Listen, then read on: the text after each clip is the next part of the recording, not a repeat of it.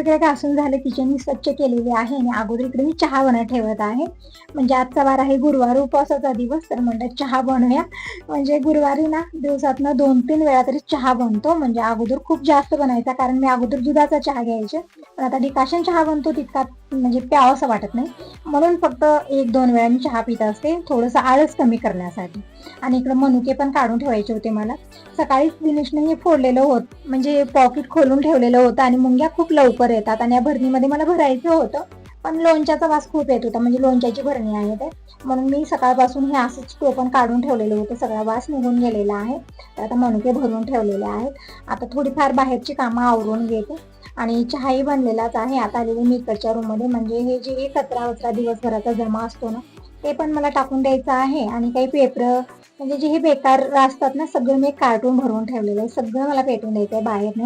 आणखीन मी कपडेही धुवले नाही, तर बकेट बाहेर आणलेला आहे आणि अगोदरही सगळं मी पेटवून देते, म्हणजे हवा थोडीशी कमी वाटत आहे. नाही तर हवा जास्त असली ना, मला काहीच पेटवता येत नाही, सगळी आग सगळीकडे होते आणि भीती पण वाटते. त्यामुळे मी सगळे जमा करून ठेवलेलं आहे. आता सगळं बाहेर घेऊन जात आहे. बघू शकता वातावरण छान झालेलं आहे, पाऊस तर नाहीये पण हवा खूप असते. आज हवा पण तितकी नाही, थोडीशी कमी आहे.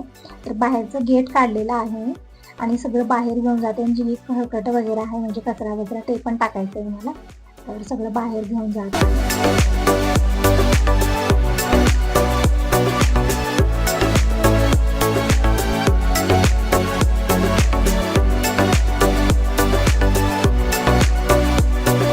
आणि इकडे डुकरांचा खूप त्रास आहे, काही पण ठेवू देत नाही. कचरा नेऊन ठेवला तर सगळे येतात, तिथे जमा होतात. तर थोड्या वेळ मी इथंच थांबणार आहे, जोपर्यंत सगळे कवर जे आहेत ना ते पेटेपर्यंत. नाहीतरी एकही ठेवत नाही, सगळं ओढून घेऊन जातात आणि परत ते सगळं उडून आपल्या दारासमोर येतं. म्हणून थोडा वेळ इथं थांबते कचरा टाकून मी. तर सगळा कचरा टाकून आलेली आहे, थोडंसं दूर जाऊन, म्हणजे एकदम इथंच टाकत नाहीये, थोडंसं लांबवर नेऊन टाकलेलं आहे मी. म्हणजे दररोज तसं तर सकाळीच टाकत असते, पण आज थोडंसं मला हे सगळं पेटवायचं पण होतं. बाहेरची कामं राहिलेली होती, तर म्हणलं असू दे, म्हणजे सगळे एकत्रच करूया.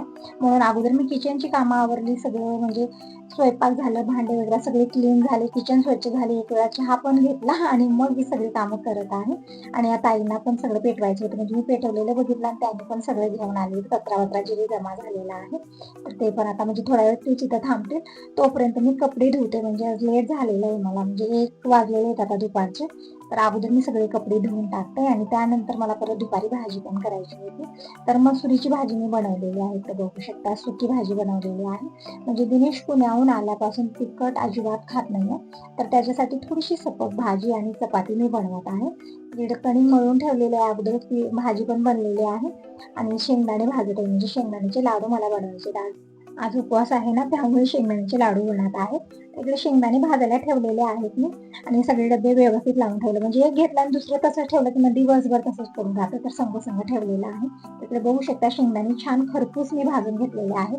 आणि लाडू बनवायचाच विचार होता, तोपर्यंत पतिदेव आलेले आहेत आणि म्हणत होते आता लाडू वगैरे बनवू नको, शेंगदाण्यासोबत असंच दूध आहे खाण्यासाठी, आणि घरी खाणार नाहीत, म्हणजे तिकडंच मला पॅक करून द्या. आता इथं खाणं होणार नाही, कारण गॅरेजमध्ये कामं असतात, जास्त वेळ घरी बसायला जमत नाहीये खात वगैरे. म्हणून मी तिकडेच पॅक करून देणार आहे. आणि दही, म्हणजे आजकाल दूध येत नाही ना, त्यामुळे दही थोडंसं होतं, तर तेच दही तिकडेच पॅक करून देण्यासाठी मी डब्यात काढलेलं आहे.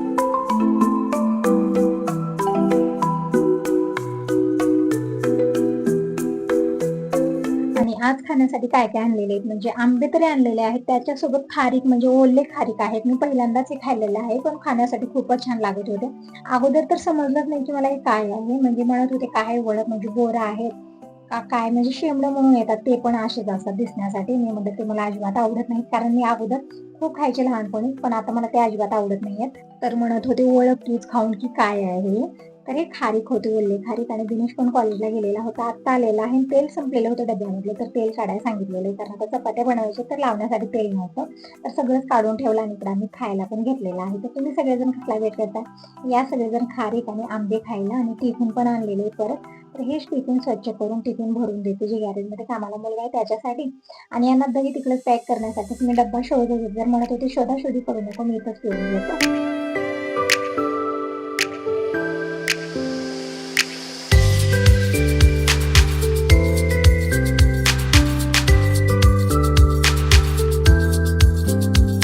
दिनेशचं खाणं पिणं झालेलं आहे, टिफिन पण भरत आहे इकडं आणि शेंगदाणे गूळ तिकडंच पॅक करून दिलेला आहे. आणि आंबा हा माझा फेवरेट आहे आणि खाण्यासाठी खूपच चविष्ट आंबे होते. तसं तर आंब्याचा सीझन संपलेला आहे, पण जे कलमी आंबे असतात ना ते आता पण मार्केटमध्ये आहेत आणि छान अशी कच्ची कच्ची आहेत, म्हणजे अर्धवट पिकलेले आंबे आहेत. म्हणजे जास्त पिकलेली पण खावं वाटत नाही, कारण आता पावसाळा सुरू झालेला आहे ना, त्यामुळे किडे वगैरे निघण्याचं हे असतं. त्यामुळे थोडीशी अर्धवट पिकलेली हे आंबे आणलेले आहेत. तर इकडे दिनेशला विचारत होते, म्हणजे कॉलेजमध्ये काहीतरी काम होतं त्याचं, तर तेच विचारत होते की झालं की नाही काम. तर दिनेशचं काम झालेलं आहे. म्हणजे आता ॲडमिशन वगैरे करणं तर खूप धावपळ होत आहे दिनेशची इकडे तिकडे कॉलेजला, त्या कॉलेजला जायचं, म्हणजे जिथं जिथं शिक्षण झालेलं आहे सगळ्या कॉलेजमध्ये जाऊन ते सगळं लिहून डॉक्युमेंट सगळे जमा करत आहे. तर ते धावपळ सुरू आहे त्याची.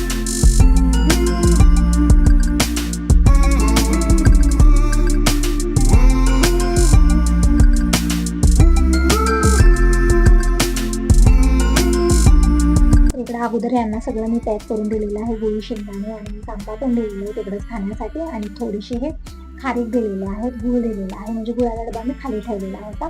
तर टिफिन इकडे भरून दिलेलं, सगळ्यांचं आवरून दिलं. आता पटकन मी चपात्या बनवते आणि दिनेशला पण जेवायला वाटते, खूप लेट झालेलं आहे त्याला जेवण्यासाठी. आणि मुंग्या खूप आलेल्या आहेत इकडं, म्हणजे म्हणून मी किचन पुसत होते, किती वेळा किचन पुसलं ना तरी पण मुंग्या खूप येतात. तर इकडे मी आंबा खायला घेतलेला आहे आणि दिनेशला म्हटलं की तोपर्यंत आंबा खा. म्हणजे सकाळी आपे बनवलेले होते मी आज, आपे खाऊन गेलेला होता तो. आणि आता दुपारचे 2-2:30 वाजलेले आहेत, आता लेट खूप झालेला आहे, म्हणजे जेवणाची टायमिंग झालेलीच आहे. तर थोडंसं लेट झालं, म्हणजे यांचं आवरून दिलं, परत ती कामं चालतच असतात ना दिवसभरातली, त्यामध्येच थोडासा लेट होतो. म्हणजे सकाळी एक वेळा जेवण करून गेले आणि परत जेवण करायला येतात तोपर्यंत माझी कामं आणखीन आवरत नाही. म्हणजे भांडे असतात, परत कपडे धुण्याची, ही ती छोटी मोठी कामं भरपूर होऊन जातात, जी सांगून जमत नाही, सगळी आपल्याला डायरेक्ट करावीच लागतात. इकडे चपाती मी लाटून घेतलेली आहे आणि तव्यावरती तेल टाकलेलं थोडंसं, आणि चपाती टाकून आलट पलट करून शेकून घेऊया. आणि मी दार अगोदर बंद केलं, म्हणजे सकाळी थोडंसं ठीक होतं वातावरण, आता परत हवा आहे, त्यामुळे दार बंद करूनच मला स्वयंपाक करावा लागत आहे. तर चपाती मी पलटून घेतली, म्हणजे ते आग एका साईडला जात होते, त्यामुळे तवा म्हणजे व्यवस्थित गरमच झाला नाही, त्यामुळे मी दार बंद केल्यानंतर मग तवा व्यवस्थित, म्हणजे लोखंडी तवा आहे ना, जास्त वेळ लागतो गरम होण्यासाठी, आणि एक वेळा गरम झाला ना कुठेही प्रोसेसिंग थांबत नाही, खूप छान शेकल्या जातात चपात्या. इथे बघू शकता तेल लावून मी आलट पलट करत चपाती शेकून घेतली.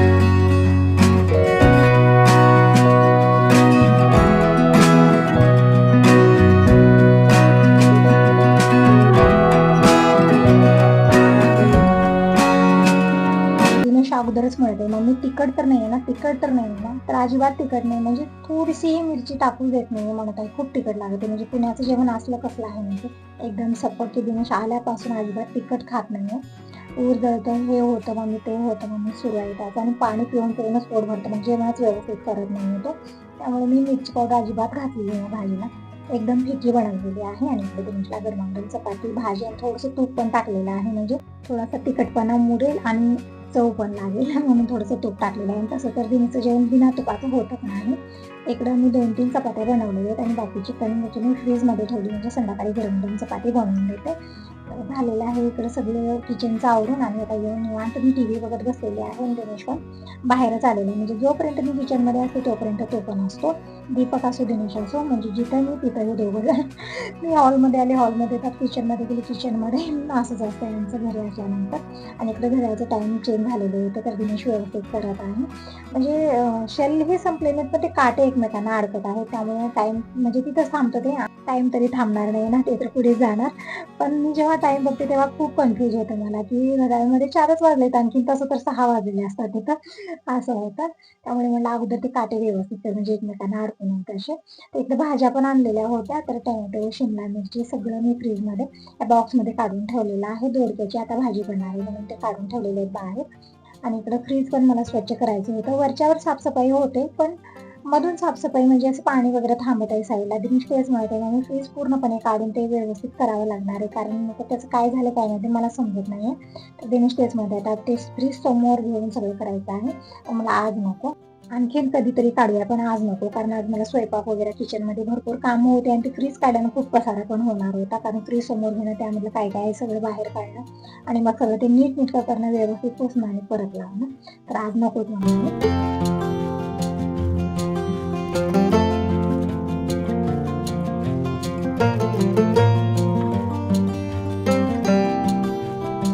सगळ्या भाज्या घेतल्या आणि निवांत खाली बसून मी सगळ्या भाज्या चिरत आहे. मला आता काय काय लागणार आहे, म्हणजे मसाले भात बनणार, म्हणजे प्रसाद बनणार आहे.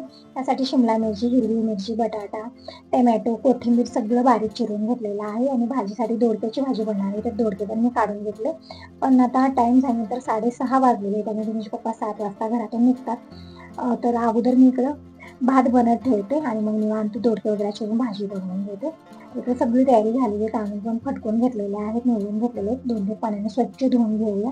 आणि इकडे मी अगोदर फोडणी तयार करते आणि मग निवांत भाजी भाकरी जीही बनवायचं आहे स्वयंपाक ते निवांत बनवणार आहे. म्हणजे जोपर्यंत गावाकडे जाऊन येतात शाईबाबाच्या मंदिरामध्ये येईपर्यंत माझ्याकडे टाइम असतं भाजी भाकरी भात जेही मला बनवायचं त्याच्यासाठी. पण आता खूप गोंधळ होतो, म्हणून आता मी म्हणजे आता अगोदर मी मसाले भात बनवून प्रसाद वगैरे रेडी करून डब्बा भरून ठेवते, म्हणजे आल्यानंतर घाई गडबड खूप असते त्यांना.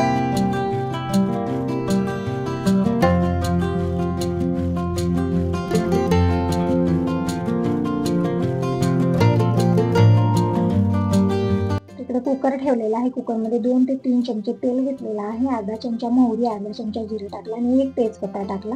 आवडीप्रमाणे खडे मसाले टाकू शकता, जसं की दालचिनी, लवंग, विलायची. छान फ्लेवर येतो आणि मसाला भात एकदम टेस्टी होऊन तयार होतो. पण आपल्या घरी मसाले तितके आवडत नाहीत, खडे मसाले तर अजिबातच नाही, म्हणून फक्त मी 1 तेजपत्ता टाकलेला आहे. नंतर मी लसूण टाकलं, कांदा टाकलेला नाही, फक्त लसूण टाकून मी बनवत आहे. नंतर मी जी भाज्या चिरलेल्या होत्या, जसं की शिमला मिरची, बटाटा, हिरवी मिरची सगळे एकत्र टाकलं, परतून घेतलं. टोमॅटो टाकलेला आहे. आता टाकूया सुके मसाले. तर हळदी पावडर टाकलेली आहे, थोडीशी लाल मिरची पावडर टाकलेली आहे, परतून घेतला आणि थोडासा मसाला पण टाकलेला आहे. फोडणी तयार झालेली आहे. आता टाकूया भिजवलेले तांदूळ. तर तांदूळ टाकून मी थोडा वेळ परतून घेतलं, म्हणजे फोडणीचा टेस्ट छान येतो यामध्ये, त्यामुळे थोडा वेळ मी पाणी न टाकता परतून घेतलेलं आहे. आता टाकूया पाणी आणि चवीपुरतं मीठ. तर इकडे मसाले भात बनत राहील तोपर्यंत मी भाजीची तयारी करून घेते.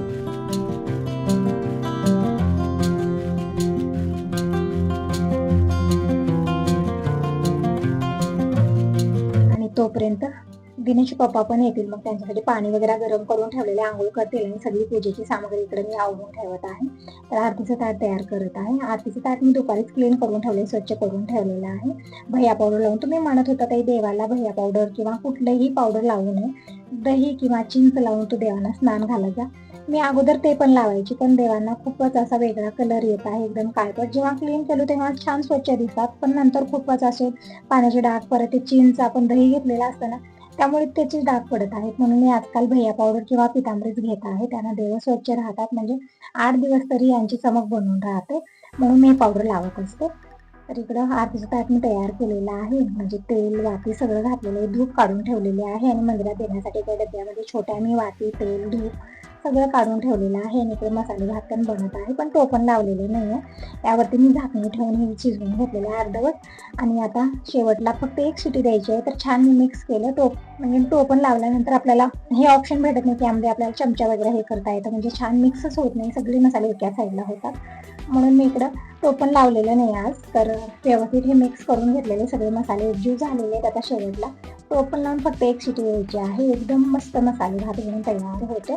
आणि इकडे जे डबे चाललेले होते सगळे मी साईडला ठेवून, म्हणजे जागेवर ठेवून दिले. आणि हे डबा मी रिकामा करून घेतला. यामध्ये मी गूळ ठेवलेला आहे, म्हणजे छान टोपण फिट आहे म्हणून ठेवले, नंतर मुंग्या खूप लवकर येतात. आता हेच मी क्लीन करून घेतलेलं आहे, स्वच्छ करून घेतलं आणि यामध्येच मी प्रसाद भरून देत आहे. तोपर्यंत हे पण आलेले, तर यामध्ये तुमचं आवरून घ्या तोपर्यंत. प्रसाद वगैरे भरते, मग आरती करूया आणि जातील येईपर्यंत मी स्वयंपाक बनवून ठेवते. तसं तर दररोज 9-10 वाजता जेवण करण्यासाठी, पण गुरुवारी थोडंसं लवकर आमचं जेवण होतं, म्हणजे 8, 8:30, 9 वाजेपर्यंत जेवण होतं. तिकडे प्रसाद पण मी डब्यामध्ये भरलेला आहे. आता सगळं पिशवीमध्ये पॅक करूया. आणि इकडे धूप, तेल, वाती सगळं मी काढून ठेवलेले. फुलाचा हार घेऊन आहे, तर इकडे शाईबाबांच्या फोटोला अगोदर मी फुलाचा हार वाहिलेला आहे. आरत्या पूजित करून घेऊ आणि आरती करून घेते.